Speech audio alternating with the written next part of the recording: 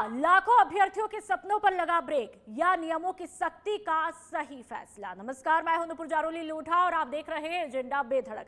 SI भर्ती परीक्षा से ठीक पहले सुप्रीम कोर्ट के संशोधित आदेश ने बड़ा मोड़ ला दिया है, जहां अब ओवरएज सभी अभ्यर्थियों को नहीं बल्कि केवल याचिकाकर्ताओं यानी कि 713 उम्मीदवारों को ही परीक्षा में शामिल होने की अनुमति दी गई है। पहले दिए गए व्यापक राहत के फैसले को सीमित करते हुए कोर्ट ने साफ कह दिया कि बिना याचिका दायर किए कोई भी लाभ का हकदार नहीं होगा, जिससे 2.21 लाख से ज्यादा अभ्यर्थियों को बड़ा झटका लगा है। आरपीएससी ने भी दलील दे दी है कि इतने कम समय में लाखों उम्मीदवारों को शामिल कर पाना संभव नहीं है, जबकि परीक्षा की सारी तैयारियां पूरी हो चुकी है। अब सवाल उठता है कि क्या यह फैसला न्यायिक संतुलन बनाए रखने के लिए जरूरी था या फिर लाखों युवाओं के भविष्य के साथ अन्याय?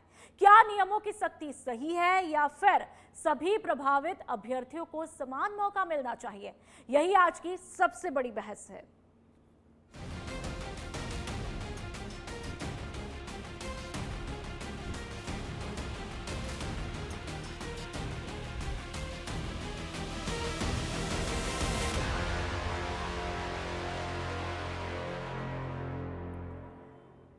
और चलिए अब चर्चा का आगाज करूं उससे पहले तमाम मेहमानों से आप लोगों का तारुफ मैं करवा देती हूं। राजकुमार शर्मा जी हमारे साथ में बीजेपी के प्रवक्ता के तौर पर मुखातिब हुए हैं। अनुश्री शर्मा जी हमारे साथ में कांग्रेस के प्रवक्ता के तौर पर मुखातिब हुई हैं। कुणाल भटनागर हमारे सहयोगी जो पल पल ग्राउंड की अपडेट आप तक पहुंचाते हैं। प्रांजुल चोपड़ा जो है हमारे साथ में बतौर अधिवक्ता के तौर पर मुखातिब हुए हैं। लादूराम गोदारा जी हमारे साथ में अभ्यर्थी के तौर पर मुखातिब हुए हैं। आप तमाम मेहमानों का बहुत बहुत स्वागत है। सबसे पहले बीजेपी के प्रवक्ता यानी राजकुमार जी, आप ही के साथ में चर्चा का आगाज मैं करूंगी। सुप्रीम कोर्ट का यह फैसला, कोर्ट के फैसले पे कोई सवाल नहीं, लेकिन असमंजस की हालत हो चुकी है कि 713 अभ्यर्थी को लेकर के जिस तरह से ये कहा गया, जिन्होंने याचिका दायर की वही परीक्षा में बैठेंगे, लेकिन उन 2 लाख से ऊपर के लोगों का क्या? उन अभ्यर्थियों के लिए बड़ा झटका। ये न्याय देने वाला फैसला है या फिर कंफ्यूजन पैदा करने वाला? कैसे देखें? देखिए, सुप्रीम कोर्ट का जो फैसला है उसके ऊपर तो ना मैं टिप्पणी कर सकता हूं और ना आप टिप्पणी कर सकते हैं। जो फैसला दिया है उसको हमारी सरकार आरपीएससी जैसा फैसला है उसको उसी हिसाब से लागू करेगी। परंतु मैं आपको एक बात बता दूं, जहां आपने न्याय और अन्याय की बात की है तो मैं आपको बता दूं, कांग्रेस सरकार में, गहलोत जी की पिछली सरकार में जंगल राज रहा। युवाओं के साथ इतना अन्याय हुआ कि युवाओं का किताब और अपनी मेहनत से भरोसा उठ गया था और उसके बाद उन्होंने हमारे एजेंडे को, भारतीय जनता पार्टी के एजेंडे पे विश्वास किया और युवा और बेरोजगार प्रतियोगी जो छात्र थे उन्होंने हमारी भजनलाल जी सरकार को रिपीट कराया। हमारी सरकार आई और हमारी सरकार ने उनके विश्वास पर खरा उतरते हुए और उन्होंने एक भर्ती परीक्षा का कैलेंडर जारी किया, जिसके आधार पर युवा, बेरोजगार और प्रतियोगी परीक्षा छात्र को पता है कि कब हमारे एग्जाम होंगे, कब परिणाम आएगा। पिछली सरकार के आरएस की फैक्ट्री लोगों के घर में लग गई थी, तो युवाओं को पहले भजनलाल सरकार ने विश्वास पैदा किया, उनको ताकत दी कि आपकी मेहनत और आपकी योग्यता पर ही एग्जाम में आपका चयन होगा। और आज आप जो बात कर रहे हो न्यायालय के फैसले की, तो 713 अभ्यर्थियों को तो मौका मिला ही है, परंतु न्याय का एक सिद्धांत भी है, क्रेता सावधान। जो आदमी अपने न्याय के लिए नहीं जा सकता, लड़ नहीं सकता, उसको न्याय नहीं मिल सकता। बाकी अभ्यर्थियों को भी पहले न्यायालय में जाना चाहिए था। जैसे 713 अभ्यर्थी थे जो अवेयर थे अपने भविष्य के लिए, वो लोग गए। वैसे मैं आपको एक बता दूं, समीर जैन जी की कोर्ट ने भी ये कहा था कि अभ्यर्थियों को इसमें उम्र सीमा में छूट मिलनी चाहिए, परंतु वो लोग नहीं गए। उनको हो सकता है उनके कहीं और वो दूसरी परीक्षाओं में वो अपना समय बिता रहे होंगे या और करेंगे। फिर भी आपने सवाल किया है तो भजनलाल सरकार के मार्फत के जरिए मैं आपको आश्वस्त करना चाहता हूं कि ऐसे अभ्यर्थी जो छूट गए उनको कोई ना कोई उनका अन्य भर्ती परीक्षा में उनके लिए कुछ न्याय की बात की जाएगी, उनके हित की बात की जाएगी। लेकिन जब इतनी देरी से फैसला आता है और जो लंबा सफर 2021 के बाद अब तय किया, तो उम्मीदें भी कहीं ना कहीं टूटती है। चलिए हमारे साथ में कुणाल जो है वो लगातार बने हुए, जो पल पल पर नजर रखते हैं, ग्राउंड पर अभ्यर्थियों से लगातार बात करते हैं। कुणाल, आपने कई अभ्यर्थियों से बातचीत भी की होगी, क्या वो इस फैसले से खुश है? क्या कुछ रिएक्शन आपने ग्राउंड पर देखे हैं? देखिए, जो सुप्रीम कोर्ट का जो फैसला है वो स्वागत योग्य है, ठीक है, जो कोर्ट ने फैसला दिया है, लेकिन जो परिस्थिति आज बनी है उसके लिए कौन जिम्मेदार है ये बहुत महत्वपूर्ण है। क्योंकि 2021 में जिस तरह से फर्जीवाड़ा हुआ और कई जो अभ्यर्थी हैं उनको ऐसा लगता है कि हमारा फर्जीवाड़े के कारण चयन नहीं हो पाया और अब वो ओवर एज हो गए थे।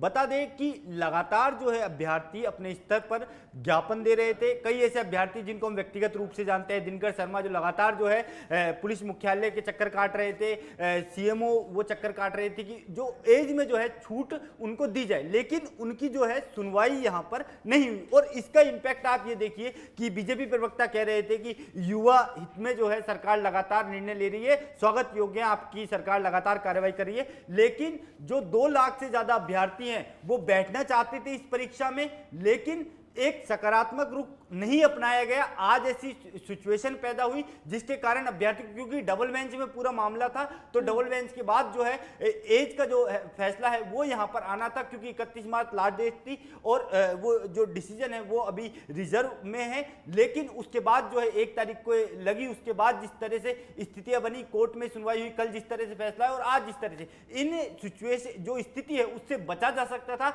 अगर सरकार समय रहते समय रहते युवाओं की जो मांग थी उसको सुनती। क्योंकि अगर हम बात करें 25 साल 24 साल और कुछ माह राजस्थान में सब इंस्पेक्टर भर्ती की एज है। अगर हम देखें बाकी राज्यों में, गुजरात की अगर हम बात करें तो 27 वर्ष तक का जो युवा है वो पेपर दे सकता है। इसके अलावा क्योंकि अगर इससे पहले जो 2014 में भर्ती आई थी सब इंस्पेक्टर, उसके बाद 2021 में भर्ती आई और अब 2025 में भर्ती आई है। तो क्योंकि आपकी सरकार लगातार जांच कर रही है, आपको पता है किस स्तर पर जो है फर्जीवाड़ा हुआ था, युवा अपने आप को ठगा हुआ महसूस कर रहा था और वो चाहता था कि 2025 की जो ओवर एज हो गए हैं उसमें उनको बैठने की जगह मिले, लेकिन सकारात्मक रुख नहीं अपनाया गया सरकार के कारण। यही कारण है कि 2 लाख से ज्यादा जो युवा हैं वो अपने आप को निराश महसूस कर रहे हैं। ठीक है, बीजेपी के प्रवक्ता ने गौर से सुना होगा। सेकंड राउंड में रिएक्शन लूंगी, लेकिन उससे पहले हमारे साथ में अभ्यर्थी लादूराम गोदारा भी जुड़े हुए हैं। लादूराम जी, पहले तो आपसे ये समझना चाहेंगे क्या आप उन 713 अभ्यर्थी में शामिल है या फिर उससे परे है? उसी हिसाब से सवाल रहेगा। देखिए, मैं 713 अभ्यर्थियों से परे 713 अभ्यर्थियों से परे हूं मैं मैडम। ठीक है, तो आप कैसे देखते हैं सुप्रीम कोर्ट के फैसले को? देखिए मैडम, न्यायपालिका के फैसले का तो हम सब लोग स्वागत करते हैं, क्योंकि न्यायपालिका के ऊपर टीका टिप्पणी करना हमारे अधिकार क्षेत्र में भी नहीं है। लेकिन इससे सबसे बड़ा दुर्भाग्य आज राजस्थान के बेरोजगारों का ये है कि जो लोग 2021 की सब इंस्पेक्टर भर्ती के अंदर जो लोग बैठे थे और आरपीएससी के भ्रष्ट सिस्टम और सरकारों की वीकनेस की वजह से वो लोग जो पेपर लीक होने से, भर्ती की पारदर्शिता भंग होने से जो लोगों की मेहनत वहां पे छुप चुकी थी, और 2021 भर्ती का मामला सिंगल बेंच से रद्द होने के बाद में डबल बेंच में मामला अभी भी न्यायाधीन है। लेकिन उसके बाद में भी जब सरकार ने बार बार निवेदन किया था कि उन लोगों को जो है एज में छूट दी जाएगी, आखिर उन लोगों का क्या दोष है जो सिस्टम के वीकनेस और आरपीएससी के इस भ्रष्टाचार की वजह से उन लोगों की मेहनत आज छुप के बैठ गई, उन लोगों के सपने आज रह गए थे और वो लोग आज कोर्ट के चक्कर काट काट के वो राहत की मांग कर रहे थे, वो भीख मांग रहे थे कि हमें केवल एक मौका दे दीजिए, सरकार हमारी कोई गलती नहीं है, आपकी वीकनेस की कमी से हम लोग रहे हैं, हमें केवल परीक्षा में बैठने का मौका दे दो। लेकिन आज 2,24,000 से ज्यादा स्टूडेंट ऐसे हैं जो इस परीक्षा में बैठने से वंचित रहे हैं। वो लोग दर दर की ठोकरें खा के भीख मांग रहे थे। कल उन लोगों को जो है कुछ पल की राह आई थी कि हमें परीक्षा में बैठने का मौका मिलेगा। लेकिन सबसे बड़े श्रम की बात यह है कि जो आरपीएससी जिसकी साख गिरी हुई थी, जिसको यह कहना था कि हम कुछ महीने एग्जाम आगे बढ़ा के उन लोगों को मौका देंगे, लेकिन उसी आरपीएससी ने छुट्टी के दिन कोर्ट खुलवा के उन लोगों की मेहनत को मार दिया, उनके सपनों को मार दिया। और ये कहा, अभी बीजेपी के प्रवक्ता ने ये बात कही मैडम राजकुमार जी ने कि 713 लोगों को राहत मिली, इसलिए मिली कि वो लोग कोर्ट गए, बाकी लोगों को भी कोर्ट जाना था। तो अगर वो सारे लोग कोर्ट जाएंगे, एक बेरोजगार अभ्यर्थी जिनके पास पढ़ने के लिए पैसे नहीं होते, वो लोग कोर्ट और वकीलों के आड़ में न्यायपालिका के दर दर की चक्कर काटेगा या पढ़ाई करेगा। आखिर ये अगर स्टूडेंट्स का काम है तो भी सरकार का क्या काम है? सरकार क्या करती? हम पूछना चाहते हैं कि आरपीएससी एक संवैधानिक संस्था है या राजनीतिक संस्था है? सरकार के आड़ में काम कर रही है आरपीएससी, आखिर उन बेरोजगार अभ्यर्थी के ऊपर क्यों तमाचा मार रही है? आखिर उन अभ्यर्थियों का क्या नुकसान, उनका क्या गुनाह जिनको ये सजा दी जा रही है, उनको परीक्षा से बैठने से वंचित कर रहा है? बिल्कुल। चलिए, अनुश्री जो है कांग्रेस की प्रवक्ता हमारे साथ में मौजूद है। अनुश्री जी, आपने लादूराम जी को सुना है, ये एक दर्द की आवाज है और शायद ये दर्द आप लोगों की वजह से मिला है। 2021 का दर्द जो अभी तक खामियाजा भुगत रहे हैं और कुछ नहीं हो पा रहा है इन लोगों को। दर दर क्या ये कोर्ट के चक्कर काटे, कितनी मेहनत करके दिन रात आप एक परीक्षा को क्लियर करते हैं, लेकिन अब सारे सपने चकनाचूर हो रहे। किसकी वजह से? जो 2021 में आप लोगों ने रायता फैलाया, उस वक्त यदि मैनेजमेंट प्रॉपर होता, तमाम लगाम लगाई होती, अच्छे से पारदर्शिता के साथ में परीक्षाएं होती, तो शायद ये नौबत नहीं आती। अनुश्री जी। जी देखिए, निश्चित तौर पे 2021 में तमाम प्रयास किए गए थे, लेकिन इस चीज को आप ये नहीं बोल सकते कि हमारी सरकार की वजह से हुआ, क्योंकि जब ये सीन क्रिएट हुआ था उसके बाद हमारी सरकार ने पेपर लीक पे कानून भी बनाया था। उसके अलावा तमाम जो गिरफ्तारियां से लेके जितने भी एक्शंस लिए जाने थे लीक उसके होने के बाद बनाया, लीक होते ही नहीं। आप लोगों के हाथ में क्या था? लीक होते ही प्रपोजल हम ला चुके थे और हमने बनाया। लेकिन आप भारतीय जनता पार्टी की बात करें, भारतीय जनता पार्टी जब अनुश्री जी, भारतीय जनता पार्टी बात में आई है। जब अभ्यर्थी बैठे 2021 में, तब किसकी सरकार थी? अनुश्री जी, एक भी पेपर आपका क्लियर नहीं हुआ, सारे पेपर लीक हुए थे आपके। 18 भर्तियों के पेपर लीक हुए थे, आपको याद है कि नहीं? और उसके बाद जो बच्चे उनके पेपर को रद्द करो, ऐसा ही भर्ती पेपर रद्द होना चाहिए। आज ये कौन सा यूटर्न मार दी कि पिछले 2 सालों से ये ऐसा ही पेपर लीक जो है 2021 का, ये ना तो रद्द कर पा रहे हैं, और ये जब मामला न्यायालय में विचाराधीन है, इस पे ऑर्डर रिजर्व है, उसके बाद ये 2025 का जो है वो पेपर है वो कंडक्ट कराना चाह रहे हैं। दूसरी बात ये कि निश्चित तौर पे कोर्ट ने अपने फैसले में अमेंडमेंट किया है कि 713 अभ्यर्थी शामिल होंगे, लेकिन आप एक बात बताइए, आज देश का युवा, देश में क्या हालात चल रहे हैं। स्टूडेंट के पास जरूरी नहीं है हर स्टूडेंट कैपेबल हो। आज जब हम कोर्ट के प्रोसीजर पे जाते हैं तो हमको फीस की भी रिक्वायरमेंट होती है, हमको एडवोकेट को भी हायर करना पड़ता है, उनको भी पैसे देने पड़ते हैं। जरूरी नहीं है आज एक स्टूडेंट के पास लाइब्रेरी ज्वाइन करने का पैसा नहीं होता है। आप बात कर रहे हैं कि हमको कोर्ट को अप्रोच करना चाहिए था, कहीं ना कहीं सरकार की नाकामी है। आप पहले तो बोलते हैं कि 2021 का पेपर रद्द करो, जब हम सरकार में थे। 2021 में आप लोग थे, 2022 में भी आप लोग थे, 2023 के अंत में बीजेपी की सरकार बनी है। ठीक है, चलिए हमारे साथ में लॉयर जो एडवोकेट है प्रांजुल चोपड़ा जी भी लगातार बने हुए। प्रांजुल जी, आप बताइए, आप लोगों को नहीं लगता कि जिस तरह से ये फैसला आया है, इसे कैसे देखें? क्या समानता के अधिकार को ध्यान में रखते हुए है? क्या अभ्यर्थियों के साथ में न्याय हुआ है? कैसे आप बेहतर तरीके से समझा पाएंगे? देखिए, न्याय अन्याय पे टिप्पणी करना हमारा काम नहीं है। एज एन एडवोकेट मैं आपको ये बता सकता हूँ कि कोर्ट का एक प्रोसेस होता है। कल जब ऑर्डर आया था सुप्रीम कोर्ट में, वो एक्स पार्टे ऑर्डर था। आज आरपीएससी ने उसी के उस चीज़ को लेते हुए ये एप्लीकेशन लगाई, ये कहते हुए कि कुछ चीज़ें कोर्ट के जो व्यू से निकल गई थी उसको सामने लाने के लिए उन्होंने आज एप्लीकेशन लगाई। आज एक स्पेशल बेंच वापस बनी, उन्होंने उस चीज़ को सुना। सीनियर एडवोकेट, जो अभ्यर्थियों के सीनियर एडवोकेट थे, वो भी वहाँ पे मौजूद थे। आरपीएससी ने जो वहाँ पे ऑलरेडी रिट पिटिशनर्स थे उनके लिए भी बताया कि कुछ जनों ने शायद कोई चीज़ें छुपाई थी, वो चीज़ें उनके सामने लाई गई। और कोर्ट ने सारी चीज़ें ध्यान रखते हुए, लॉजिस्टिक्स को ध्यान रखते हुए फिर ये ऑर्डर किया कि इक्विटी में हमें, कोर्ट का क्या काम है, उनको दोनों के राइट्स को बैलेंस करना है।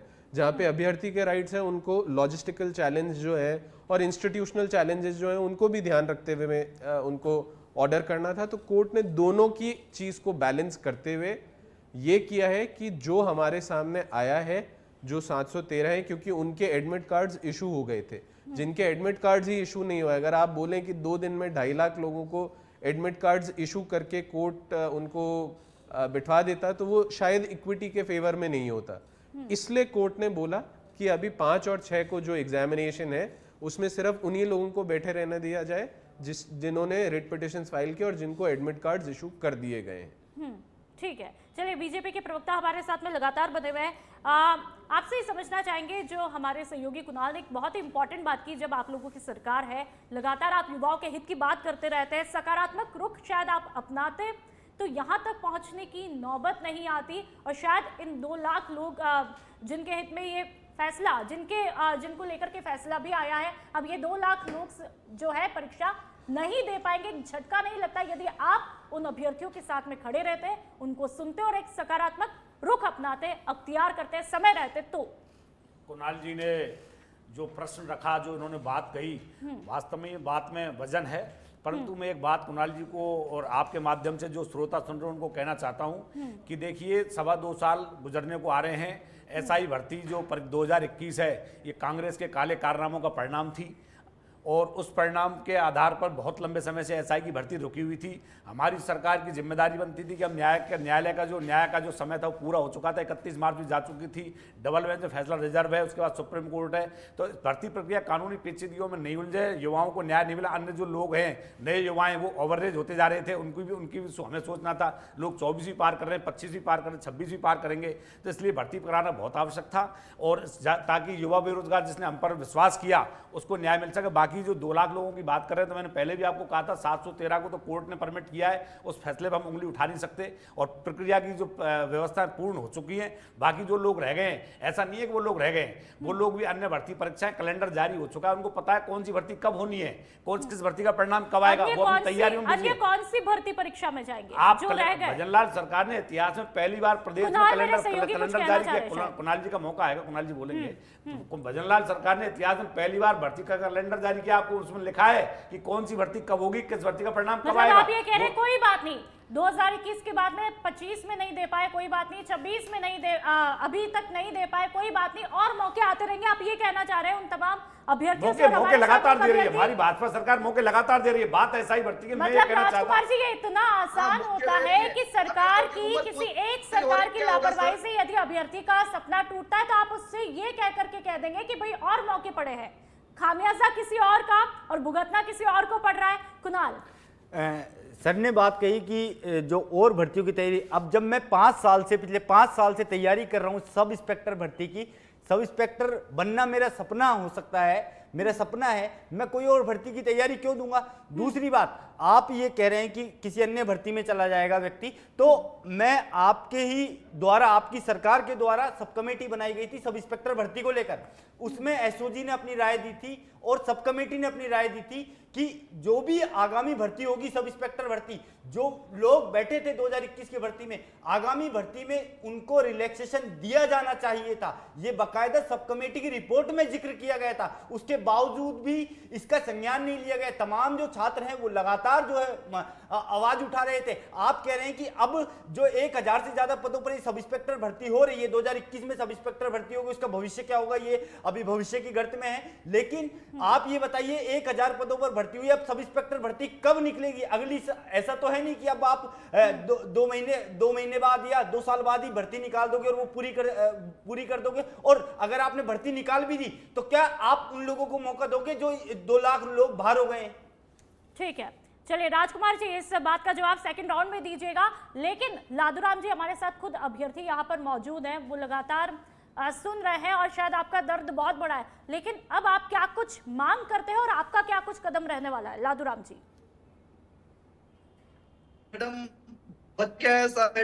के बाद में रखती है, आज वही रात इन बेरोजगार युवकों का करके छोड़ा है। आज के पर्व बयान सुन के बड़ी शर्म महसूस होती है कि ये बात कह रहे हैं कि आप और मौके मिलते जाएंगे। मैं इनको कहना चाहता हूं कि आप राजनीति के अंदर चुनाव लड़ते हो, आप एमएलए का चुनाव लड़ते हो, 2-3 चुनाव हार जाते हो, फिर कोई आपको ये कहता है कि सरपंच की तैयारी कर लो, कैसा लगेगा आपको? जो बंदा 5-7 साल से तैयारी कर रहा था, 2021 के एग्जाम में पेपर लीक की वजह से, आपके भ्रष्ट सिस्टम की वजह से वो उस नौकरी नहीं हासिल कर सका, उसको 25 में उम्मीद जगी कि इस भर्ती में मैं लगूंगा, और आपने नहीं दी। और ये बड़ी बड़ी डीगे हाँकते कि हमारी भजन सरकार। आपकी भजनलाल सरकार की वाहवाही तब होती जब आप डबल बेंच में चल रहे मामले को जल्द से जल्द जो है उस मामले के अंदर आप युवाओं की तरफ से पैर भी करते, युवाओं को छूट देते। जहां आपकी कैबिनेट सब कमेटी ने यह कहा था कि हम बच्चों को एज ओवर में छूट देंगे और अगली भर्ती के अंदर भी हम उनको मौका देंगे, और सरकार ये 5 और 6 को आयोजित हो रही एग्जाम से पहले एक नोटिस जारी करती कि जो लोग एज ओवर हो गए उनके एग्जाम हम जो है 5 और 6 को साथ में कंडक्ट करवाएंगे, उनको मौका दिया जाएगा। जो एग्जाम एक दिन में आयोजित करवानी थी पिछली बार की तरह फिर से इन लोगों ने 2 बार एग्जाम आयोजित करवा रही है। जब ये आरएस की 7 लाख लोगों के एग्जाम एक दिन में कंडक्ट करवा सकते हैं तो फिर ऐसा ही कि क्यों नहीं, जब 10 लाख लोगों के एग्जाम बीजेपी के प्रवक्ता ये सवाल नोट डाउन कर लीजिएगा। अनुश्री जी, मैं आपके पास में आऊंगी। 2021 को जब इस तरह से पेपर लीक होता है और उसके बाद 2022-23 आप लोगों ने ये तारीफ बटोरी कि हम लोगों ने कानून वगैरह बनाया, लेकिन 2023 तक आपने कार्रवाइयां क्या कुछ की है? शायद कार्रवाइयां तत्काल होती तो यहाँ तक 2026 देखना ही नहीं पड़ता इस तरह से तमाम अभ्यर्थियों को। आप मेरे को बोलने का मौका दिया, 2026 चल रहा है, 2021 में जो भी सीन हुआ उसके बाद हमने कानून भी बनाए, कार्रवाई की, उसके बाद 2023 में भारतीय जनता पार्टी की सरकार आ गई।